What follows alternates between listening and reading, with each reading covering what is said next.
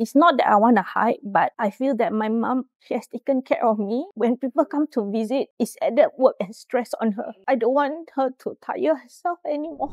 Hai, nama saya Iziha. Saya adalah bekas pesakit bara payudara. Awal tahun 2016 where saya dapati ada ketumbuhan di payudara, I was shocked. Speechless. Definitely, I wasn't expecting that. The main thought that came into my mind was, is this the end? I feel that I was still young and there's still a lot more for me to achieve. I was still doing my bachelor studies part-time. My plan was, habis belajar, travel. Jadi bila sakit tu rasa macam semua plans tergendala.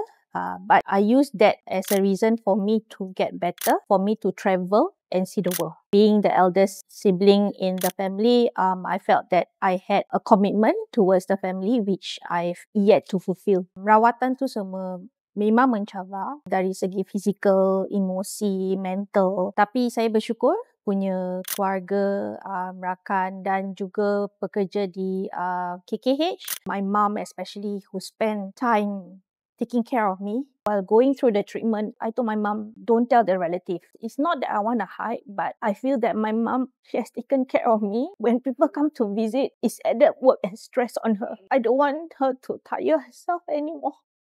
The chances of me getting any other cancer or a relapse of the breast cancer was close to zero. That's how I know I've survived the cancer. It's important to take it seriously. Kalau ada benda yang very unusual to your body, changes yang you tak pasti, get it checked. Because early detection can be the cure actually towards whatever penyakit yang you hadapi. Jangan takut dengan apa jua challenges that comes. Just stay strong and you will have everyone's support to go through that journey.